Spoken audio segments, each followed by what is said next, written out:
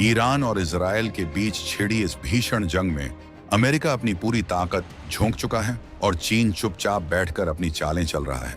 रूस की मिसाइलें गरज रही हैं और तेहरान के मिसाइल डिपो से निकले अंगारे अरब के रेगिस्तान में मौजूद अमेरिकी ठिकानों को राख कर रहे हैं। दुनिया की तमाम बड़ी शक्तियां इस वक्त सिर्फ एक ही गिनती कर रही हैं कि किसके पास कितनी मिसाइलें बची हैं। लेकिन इसी भीषण शोर शराबे के बीच भारत ने एक ऐसी खामोश स्ट्राइक की है जिसने पेंटागन से लेकर बीजिंग तक हड़कंप मचा दिया है। भारत ने मिसाइलों की उस सबसे बड़ी कमजोरी को जड़ से खत्म कर दिया है जिसके लिए हम दशकों से रूस या पश्चिमी देशों के सामने हाथ फैलाते थे। ये खबर किसी फाइटर जेट या किसी आम तोप की नहीं है, बल्कि उस दिल की है जो भारत की अगली पीढ़ी की मिसाइलों में धड़कने वाला है। दुनिया को लग रहा था कि भारत अभी भी 5वीं और 6ठी जनरेशन के फाइटर जेट्स के पीछे भाग रहा है, लेकिन दिल्ली ने खेल ही बदल दिया। जब ईरान की मिसाइलें इजराइल के आयरन डोम को चुनौती दे रही थीं, ठीक उसी वक्त भारत के तिरुवनंतपुरम से एक ऐसी खेप निकली जिसने सुपर पावर्स के होश उड़ा दिए।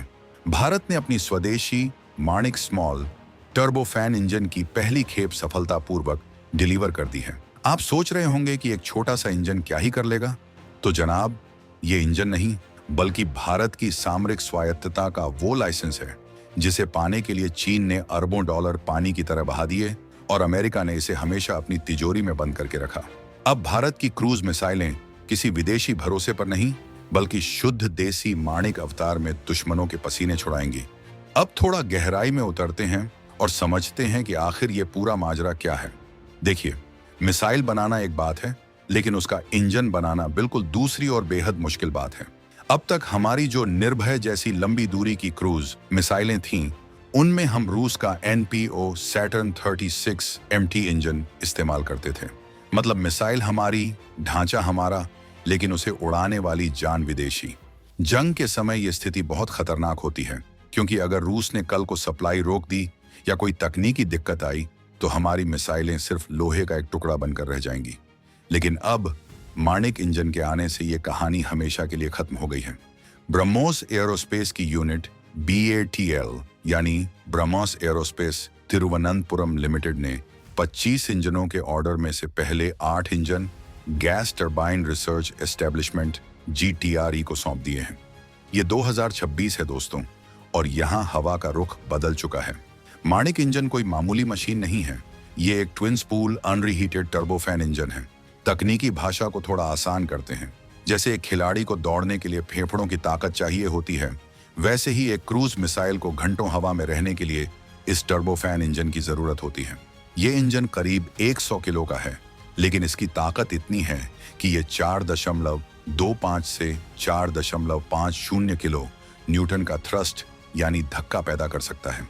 इसका मतलब ये हुआ कि अब हमारी मिसाइलें समुद्र के ऊपर बहुत कम ऊंचाई पर उड़ते हुए दुश्मन के रडार को चकमा देकर उसके घर में घुसकर उसे तबाह कर सकती हैं। और सबसे बड़ी बात, इसमें लगा है स्वदेशी FADEC सिस्टम, फेडिक यानी full authority digital engine control. ये इस इंजन का दिमाग है। ये खुद तय करता है कि इंजन को कितना ईंधन चाहिए, कितनी रफ्तार चाहिए और हवा के दबाव के हिसाब से इंजन की सेहत कैसी है। पहले हमें इन छोटी छोटी चीजों के लिए भी विदेशी सॉफ्टवेयर और हार्डवेयर पर निर्भर रहना पड़ता था, लेकिन अब माणिक इंजन के साथ भारत ने अपनी मिसाइल टेक्नोलॉजी की चाबी अपने पास रख ली है। सोचिए, जब ये खबर बीजिंग पहुंची होगी तो वहां के रणनीतिकारों के माथे पर चिंता की लकीरें आ गई होंगी, क्योंकि चीन को लगता था कि इंजन टेक्नोलॉजी में वो भारत से कोसों आगे है। लेकिन माणिक ने यह भ्रम एक झटके में तोड़ दिया है। इस इंजन की एक और ऐसी खासियत है जो इसे दुनिया के बेहतरीन इंजनों की कतार में खड़ा करती है, और वो है पायरोटेक्निक मिड एयर स्टार्ट क्षमता। इसे सरल शब्दों में ऐसे समझिए कि मान लीजिए एक मिसाइल को जहाज या सबमरीन से लॉन्च किया गया। लॉन्च के वक्त वो एक बूस्टर के जरिए रॉकेट की तरह ऊपर जाती है, लेकिन एक बार जब वो हवा में पहुंच जाती है तब उसे अपने टर्बोफैन इंजन को चालू करना होता है ताकि वो लंबी दूरी तय कर सके। अगर हवा में इंजन स्टार्ट न हो तो मिशन फेल। माणिक इंजन को इस तरह डिजाइन किया गया है कि ये हवा के बीच में भी पूरी गारंटी के साथ स्टार्ट हो जाता है। ये फीचर जंग के मैदान में हार और जीत के बीच का अंतर तय करता है। अब आप पूछेंगे कि अगर ये इंजन इतना ही शानदार है तो अभी तक सिर्फ 8 ही क्यों मिले? देखिए, टर्बोफैन इंजन बनाना कोई समोसे तलने जैसा काम नहीं है। ये दुनिया की सबसे जटिल इंजीनियरिंग में से एक है। इसमें इस्तेमाल होने वाले ब्लेड्स और मटेरियल को हजारों डिग्री तापमान और जबरदस्त दबाव झेलना पड़ता है। BATL फिलहाल साल में करीब 12 इंजन बना रही है। ये संख्या कम लग सकती है, लेकिन ये क्वालिटी और सटीकता का मामला है। भारत कोई रिस्क नहीं लेना चाहता, लेकिन रुकिए, असली रोमांच तो अब शुरू होता है। केरल सरकार ने इस प्रोजेक्ट की अहमियत को समझते हुए तिरुवनंतपुरम के पास नेट्टुकलथेरी में 180 एकड़ जमीन अलॉट कर दी है। यहाँ एक बहुत बड़ा प्लांट लगने जा रहा है, जिससे आने वाले समय में इन इंजनों का प्रोडक्शन कई गुना बढ़ जाएगा। जरा कल्पना कीजिए, एक तरफ ईरान की जंग से पूरी दुनिया की सप्लाई चेन टूटी पड़ी है, कच्चे तेल की कीमतें आसमान छू रही हैं और मिसाइलों के स्पेयर पार्ट्स के लिए हाहाकार मचा है। ऐसे समय में भारत अपने दम पर इंजन बनाकर न सिर्फ अपनी जरूरत पूरी कर रहा है, बल्कि दुनिया को दिखा रहा है कि आत्मनिर्भर भारत सिर्फ एक नारा नहीं, बल्कि धरातल पर उतरती एक सच्चाई है। ये इंजन सिर्फ निर्भय मिसाइल में ही नहीं लगेगा, बल्कि भारत की आने वाली इंडिजिनस टेक्नोलॉजी क्रूज मिसाइल यानी ITCM का आधार बनेगा। ये वो मिसाइलें होंगी जो 1000 किलोमीटर से ज्यादा दूर बैठे दुश्मन को निशाना बना सकेंगी और उन्हें भनक तक नहीं लगेगी। आज दुनिया के बड़े बड़े डिफेंस एक्सपर्ट्स हैरान हैं कि भारत ने इतनी जल्दी ये माइलस्टोन कैसे हासिल कर लिया। जिस इंजन टेक्नोलॉजी को रूस और अमेरिका दशकों तक छुपाकर रखते रहे, उसे भारत के वैज्ञानिकों ने अपनी मेहनत से तैयार कर लिया। माणिक इंजन का वजन सिर्फ 100 किलो है, लेकिन इसका सामरिक वजन लाखों टन के बराबर है। ये भारत को उन चुनिंदा देशों की लिस्ट में शामिल कर देता है जिनके पास अपनी क्रूज मिसाइल इंजन टेक्नोलॉजी है। अब हमें किसी के सामने गिड़गिड़ाने की जरूरत नहीं है कि साहब हमें इंजन दे दो, हमें अपनी सरहद बचानी है। अब हम खुद इंजन बनाएंगे, खुद मिसाइल बनाएंगे और जरूरत पड़ी तो दुनिया को एक्सपोर्ट भी करेंगे। बात सिर्फ मिसाइल की नहीं है, बात उस गौरव की है जो हर हिंदुस्तानी के सीने को चौड़ा कर देता है। जब हम देखते हैं कि दुनिया जंग की आग में झुलस रही है और भारत अपनी सुरक्षा को अभेद्य बना रहा है, तो गर्व होना स्वाभाविक है। चीन ने हमेशा भारत को घेरने की कोशिश की, कभी हिंद महासागर में तो कभी हिमालय की चोटियों पर, लेकिन उन्हें क्या पता था कि भारत के पास माणिक जैसा तुरुप का इक्का तैयार हो रहा है।